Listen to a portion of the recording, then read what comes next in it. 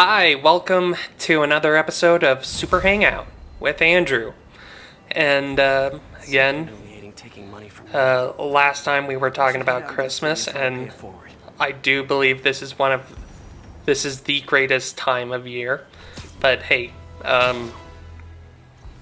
real quick, I want to say that I'm not going to be doing those videos of like me recording myself doing intros, because honestly it takes way too much time, and usually I have family members that are just way too busy, and I have like hundreds of videos to just publish and get rid of so I can leave more storage for my dad's computer, because I don't have my own computer.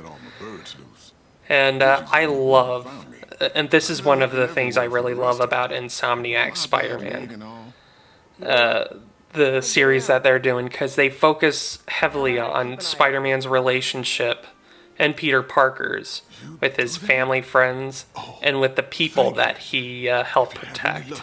And this is one of my favorite characters of the series, and honestly I think they should also put him in the comics as well. His name is Howard, a sweet man, and I just really love touching moments, because honestly, and this is just me,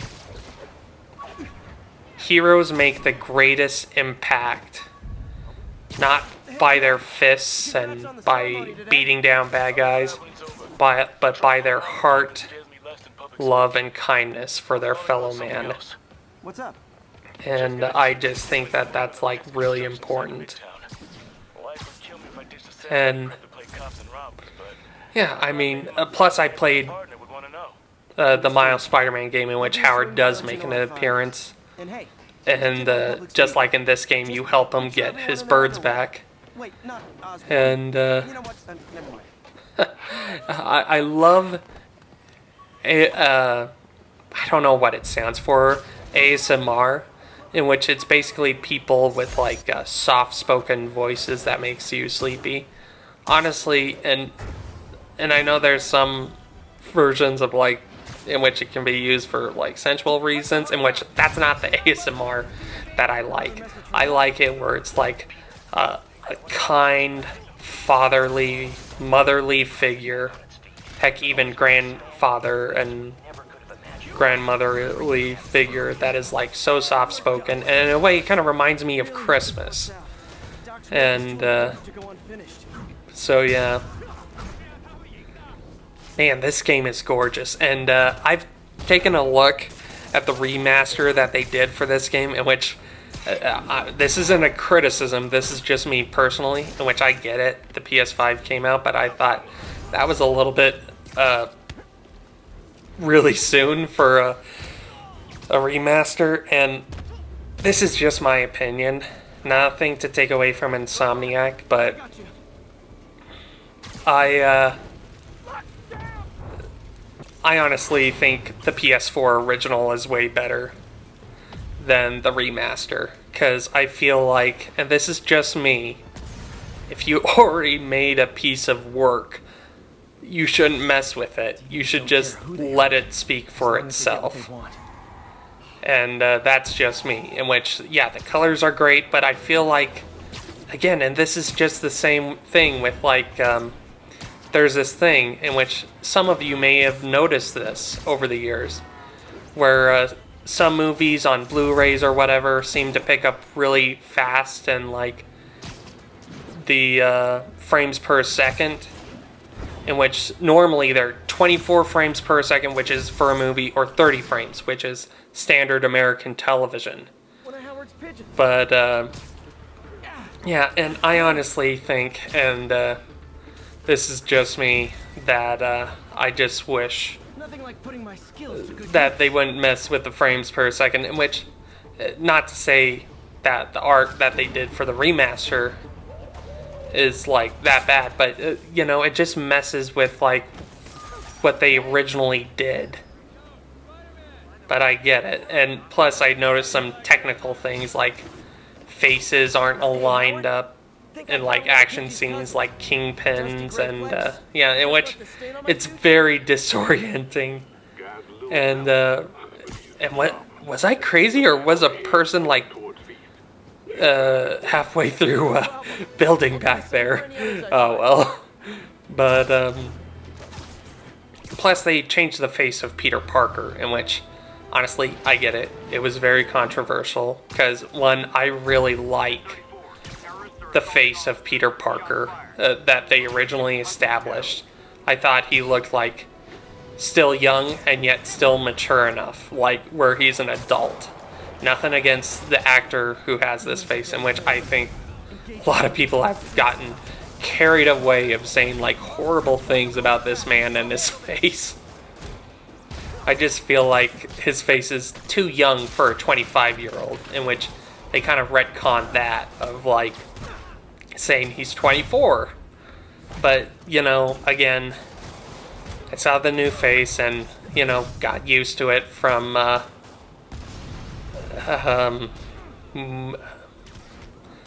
Miles game. But again, I just feel like the original just, he did it right, I feel like, and he did such a good job.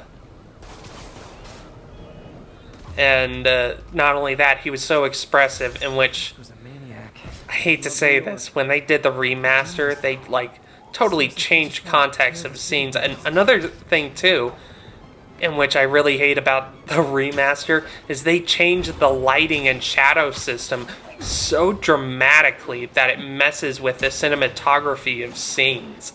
And I'm like, oh, that is just, in which, in my opinion, that's wrong. In which they can implement that in like the Spider-Man 2 one, but I just felt like they just took what they had from the PS4 original and just gave it a paint job and a lighting job and also a face job. Sorry, but yeah, and I just feel like the original actor just did such a good job, and he was so expressive. That was just me. And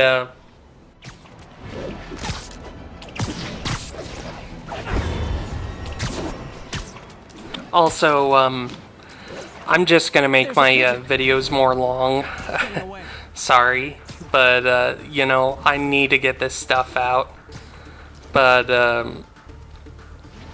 again, I've been gone for, again, a long time. But I want to be real with you about the comic book industry, in which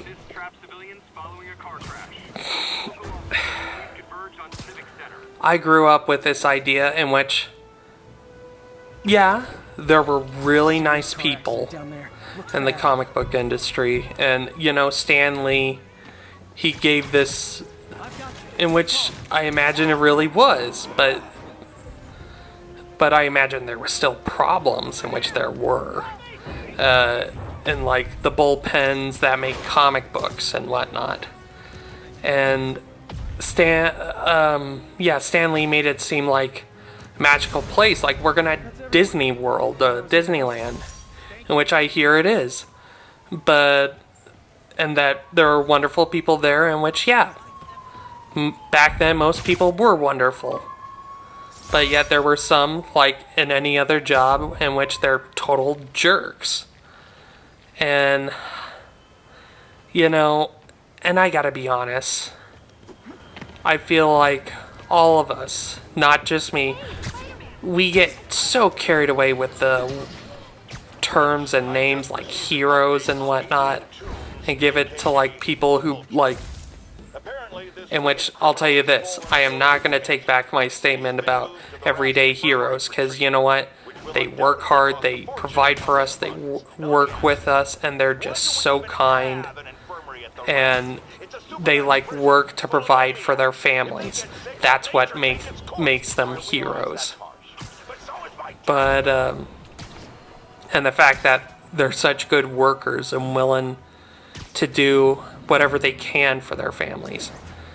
But I used to think of like, man, if you're an artist or a writer or this or that, or or like you're a hero or whatever. But then, do you know what I realized? That's not exactly true.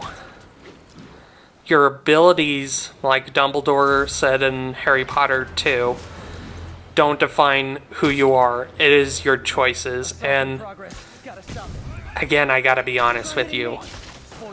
The comic book industry, it's not the same that it used to be, especially from the coronavirus. And it is horrifying to hear in which comic books are going to survive. They may change of like how they do things. But, you know, it's just horrifying to hear of like 10,000 copies in which that's what cuts it. While years ago it was like 500,000 or 600,000. Or in the 90s in which it was in the millions. And then again, that was in the speculators market back at that time. But, you know, and I do think there needs to be this balance within the comic book industry in which that balance isn't always carried over with such finesse. And you know, it takes a while to learn, especially on your own, because trust me, I had to learn on my own for the most of it about comic books when I was growing up. But yeah, the balancing of like established readers that have been around for like 40 years and newcoming readers. And sometimes in which both should be favored. That's just me. And yeah, and especially where and I want to tell you guys, never be very careful when you approach like comic book creators and whatnot, because again, some of them, heck, it feels like this, most of them are jerks, where they have these agendas to like really hurt people and throw shade at them, in which I think that is just wrong. And you know, it still exists in the industry where they say that they're not like very bigotry oriented, but I gotta be honest, they kind of are, of like how they make assumptions of like people, just large amounts of people, without even considering who they are as an individual. And that is horrifying, and especially where they attack fans. And I can totally understand where like groups and fans, where they formed movements like Comicsgate. And I'm not saying that I'm approving of like some of the things that they said or done, but you know, I honestly get it. I get it. And you know, I hate to say this, but this is exactly like in the Star Wars prequels, where the Jedi, through their hubris and being so political, have created Darth Vader and led to their own destruction and demise, in which it's totally true. And there are like small amounts of comic book creators that are reminding the industry and like doing it through like finesse and dignity and love of like, okay, we need to remember where these comic books came from, and it's great, we should bring in more people of minority groups and whatnot, but we need to stay true to the customers that have been around for a while. And, you know, and I get it, some people can be rude, but I remember reading a book where Stan Lee even said, you do not mess with the customer. You treat them like customers, where you are professional, you treat them with kindness and love, and you treat others the same way. So if I were you, be very careful of like comics creators when you come across them in person and on the internet. But I'll tell you this, there are some in which I think they are really good and they really respect fans and they try to make a real difference in the comic book industry. And I think like Todd McFarlane, Sean Murphy, Greg Capullo, Scott Snyder, those people, they like, and I can probably think of others where they still act like professionals. They treat people with respect, and they treat the characters and properties that they have with respect, in which it's called the Dave Filoni, what Dave Filoni would do for Star Wars, in which I believe this should be the case, in which the brand, like Star Wars, should come first before Dave Filoni. And that's why I think Dave Filoni and Jon Favreau have had such wonderful successes that they've had.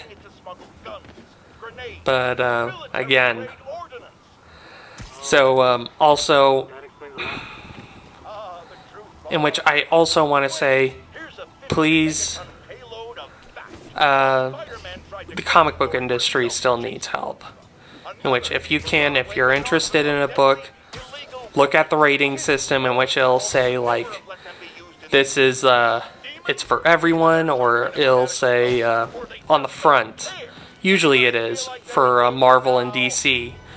I don't do Image much, but, but I heard, same thing for, like, Boom and Dark Horse, where it's like, everyone, A for adolescents, T for teens, parental advisory, which is basically like, kind of like going into it's like, depending on the company, it's like kind of leaning in towards the R-rated area. And then there's mature, which is, it's full on R, where parental advisory is like an TV edited R-rated movie on cable. But I know I said this, but I said, comic books are expensive, in which, you know what? Yeah, they really are, but you know what? I get it. There's so many people who work so hard on the books. And, and they're trying to pay, like, the people that work for them and their companies, and maybe something can be done, but I don't think that, at the moment, $4.99 is going away. In which I think, again,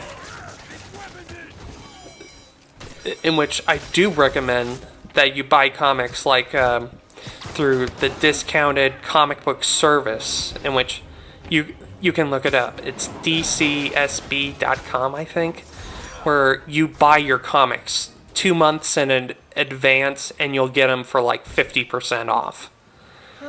In which, that's honestly really great. Though, yeah, and they kind of got their act together after the coronavirus. Yeah, I haven't gotten my comic that I ordered, like, even though they said we're a while, a comic I ordered, in which they haven't given it to me for a year. And I'm like, hey, where is my comic book? And they sent it, and they're like, we're sorry. And I'm like, oh, no worries, thank you.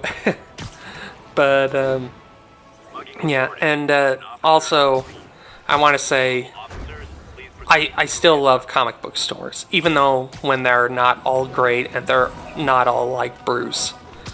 But, in which they also do comic books digitally, but I remember I came across this article in which, again, just because you buy something digital doesn't mean that you own it, and in which it seems kind of crazy that you're paying for a price of a comic, for a digital comic, in which the same amount as if you were to pay for a physical copy, in which if you do Comixology, which is basically eBay or Amazon's version. Well, it's basically Amazon's like Netflix for comic books, but you have to pay for individual issues, which again, you don't own them. But there's this thing where they have Marvel Unlimited and DC Universe, where it is basically a subscription service like Netflix and Disney Plus. But again, I want to get back to the creators, because there are some creators who are just absolutely lovely human beings who are so nice and kind. And there are others that are honestly, I'm like, you know what? You make great art, but you're a pretty lousy human being. And let me just, I've seen things like people for like, just for having different political views or whatever would be like, cancel this person, or like literally go at each other's throats or go at people's throats, like cancel him, and just all the name calling. And I'm like, you know, elderly comic book professionals from back in the day would be horrified, because usually they're just busy doing the work.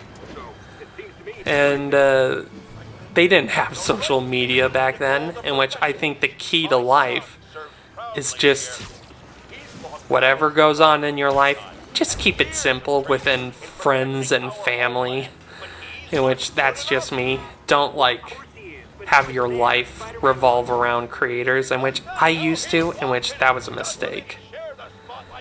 And yeah, and also another thing is that you got to be careful, and you need to expect of what you're going to expect. Because I've heard things where people said, man, these comic books, they're so inappropriate or whatever. They're like bad for my kids. And you know what? It's a system. If you were to judge like all movies based off of one movies, then, you know, you're totally wrong about that. And, you know, especially growing up, where I was, like, shamed for loving comic books, in which it's honestly despicable. Especially where I had friends who their parents are like, yeah, this and that, and about, like, oh, comic books, so bad. And I'm like, you know, I'm doing pretty well compared to your son, in which some of their kids would like get in trouble and like at school, or sneak off and watch like Hannibal Lecter and other like crazy rated R movies. Because growing up, as a kid, in which I still do now, I would like, the most high up I would go is like PG-13 comics, which is teen comics, or parental advisory. That's as far as I would go, and I'd be very picky about it. But, yeah, and especially, and this is just me, in which I have given, like, and never ever do this, where you give, like, comic books to friends or whatever, especially ones that you really, really love. Because some of them will be like, what the crap is this? Or some will be like, you know what, I already have it, whatever. And here you're just sacrificing something that you paid for. And I've been there. And it's like, I'm like, wow, you're a jerk. And some people, when you give them a comic, they're like, yeah, it was good, but I didn't like this or that, and just nitpick it and make it seem like whatever they didn't like of a book or whatever, it reflects off of their, off of the person, you that gave it, of their character, in which, honestly, that's not fair or nice. I mean, you ought to be more, okay, not you guys, but I feel like people who are receiving gifts ought to be more respectful, because growing up, even if I already got the same gift, I was, like, taught by my parents to say, thank you so much, I really love this, I really appreciate this, thank you for being so thoughtful, for getting this. And then, without them knowing, I'd, like, give it to someone else, or trade it in for some money or something else. Even if it's a gift that I don't even like or want, you always do that. Because it's common courtesy. Hey guys, bird watching? And to like attack a gift that someone has given you just because of like something you gave a person, and like reflect that as a characteristic that you gave to them, and which is wrong. And I remember someone said to me, you know, you make great videos, but I can't stand the violence. And I'm like, I just rolled my eyes, and I'm like, I wanted to say to that person, really? There are rated R movies, there are pornographic films, and like exploitative stuff, and you know, this is like PG-13 material, and you're like lecturing me and telling me that what I have here is violent. In which this is one of the least violent games that I've ever played and own. Ever. And I'm like, you know, especially growing up, where I've had like adults tell me of like how they look down on like me and the stuff that I love. And do you know what's funny? Disney bought Marvel. And it's part of the House of Mouse. And I would love to see their reaction, especially if like how certain people have treated me for years. And yeah, but again, sorry, I'm just ranting, but you know, it's just, again, I would never treat anyone like this or say, you know, Halloween costumes are great, but masks, no, they're bad. Masks are for criminals. And I'm just like, want to roll my eyes and say, listen, a mask doesn't make someone a bad person or a criminal.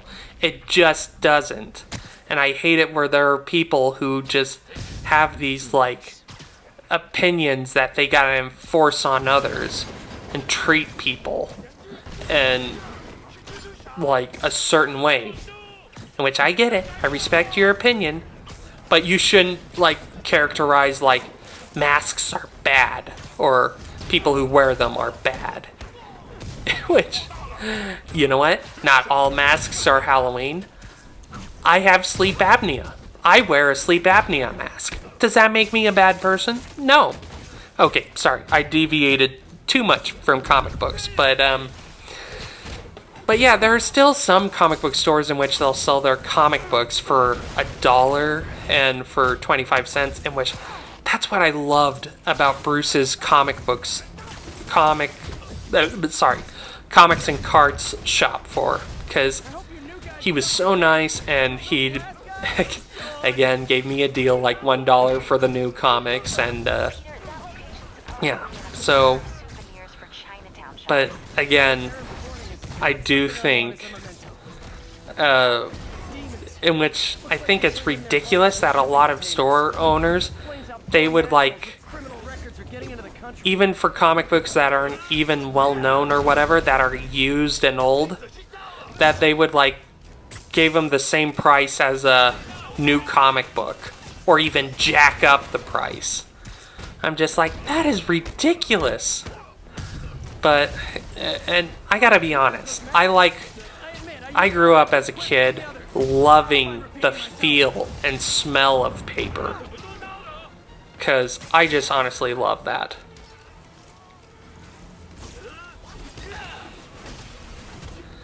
And,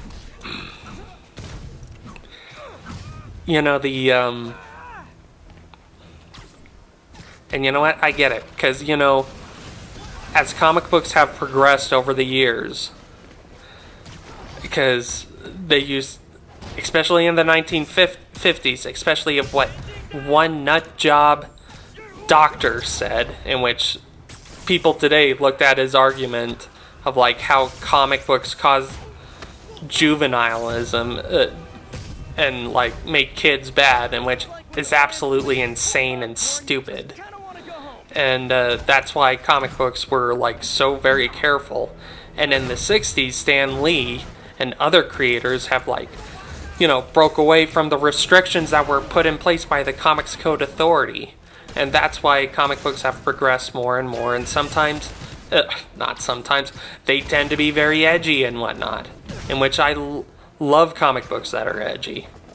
And I feel like a lot of comic books now, they're all into the cute factor or whatever, like cartoony, like cute factor, in which nothing wrong with that. I like some of that, but you know, it shouldn't always be like that, and I feel like they still try so hard not to offend people or their companies that own them, in which they're a bit muted, and whatever the edges are they have, they're basically like sawed or ribbed down to where all it is a butter knife, it feels like. That's how I feel. But, man, what else do I want to talk about? But, again, oh yeah, creators, Comic-Cons. I think a lot of people realize this year, in which, trust me, when I live in Utah, when Utah had its first Comic-Con, I was beyond excited that I get to meet stars and celebrities and whatnot.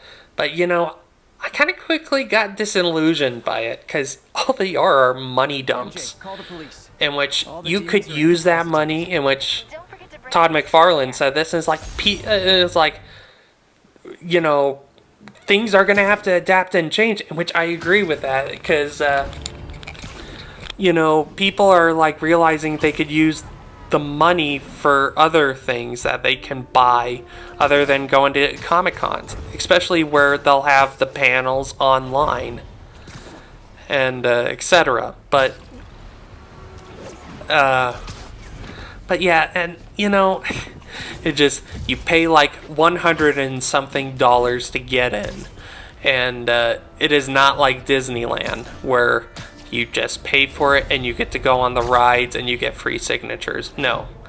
But yeah, in which there are actors that make quite a bit of money and living of like, in which I get it, in which, you know, that they travel and whatnot and they want to get paid, but honestly I feel like they take great advantage of the fans, especially where they won't even talk to them or answer their questions, or even be like, yeah, sorry, no handshakes, in which I'm like, wow, in which, and I think this is something that actors and Hollywood and people need to realize, and especially comic book creators that treat people badly, is that the customers, the fans, are what starts the things that make fandom, and they are what ends what makes fandom. It starts and ends with the fans, always, and they're the ones that filling your pockets with money to help you get the life that you want. And I feel like the extreme arrogance of these people, of thinking that they are so wealthy and rich that they can do whatever they want. And I think, you know, Comic-Cons, they're not so much about comic books anymore. They're more about TVs and movies, in which honestly I think they should break it up more and make it more easier and less expensive. They honestly need to, because again, it's very expensive of what they're asking for, and not everyone wants to buy a comic book at a Comic-Con. Some want to see people get like animation cells, in which I think, again, break it up. Do a con just for comic books and comic book creators. It'll make it easier. Do a convention for like television and movie actors, and then do a convention for like where they have props and cosplay, in which I get it, in which it kind of takes away some of the things, but realistically, and especially in the Salt Palace that they had it in, there would be more people than the fire safety standards would allow. And yeah, and I'll never forget, there was this one artist, and he works at Marvel, by the way, and in like 1 or 2 years ago. He just barely got into it. Marvel started working on a famous character, and I went to go see him, in which I talked to I sent him a message, and okay, I'll tell you what he said to me. He said, and I went to him and I said, and he's drawing, and I'm like, man, and maybe I was a little loud or rambunctious, but again, it was Comic-Con, everyone's loud, and I said, wow, you are so cool, I love your drawings and how you do this, and he practically said, okay, will you shut up, I'm drawing here. And, you know, I'm just like, that is so unprofessional on so many levels. Or I remember one comics creators like implied, you know, kind of like made fun of me or whatever, and I'm like, that is unprofessional. You should not treat people that way. And the man that was very rude, he got back to me. He says, I'm sorry, I shouldn't have done that. And I do appreciate you as a fan, in which, I don't know. I mean, his cousin was there, who was his assistant, basically. I don't know if his cousin said it or if he did, but you know what? I'm still forgiving him, and I'm still going to continue forgiving him. But, again, not cool. And, you know, as a kid, I worship, like, these comic book creators and companies, like, with, like, such reverence, but now I realize they're just human beings. And some of them are very lousy human beings. And makes me realize they're not that great as a person, or how they, like, get so carried away in their own crap where it affects their own work. Where they are just so egotistical. Someone's pinned under that car. But, again, just be careful. Listen very carefully of, like, in which I think there's this thing in college called Rate My Professor, and I know that it, like, hurts, like, you know, professors and whatnot, because it, like, puts the reviews in, like, people's hands, but, you know, I think there needs to be that of rate my Comic-Con experience with these actors or whatever. That way, it gives a sense of accountability, because these people need to be held accountable of how they treat fans. In which, again, there should be a spokesperson. And especially, and I hate to say this, Salt Lake Comic-Con workers, a lot of them are mean and so disorganized. I remember my father and I were in line for a panel. And just when we're in line, they said, oh, sorry, we ran out of room. And we're like, you could have literally count how many there are of us and then just told us that there isn't enough room. And he's like, well, sorry. And another one is where another panel where we stood in line and a person let the people behind us first. And again, we're like, this is bull crap. You guys need to have better organization. We were in line, and she said, and the person says, sorry, we're just, and I get it, that there are people who work hard, but, you know, again, they need to be fair to the customers and says, sorry, we're just doing our best. We don't know what we're doing.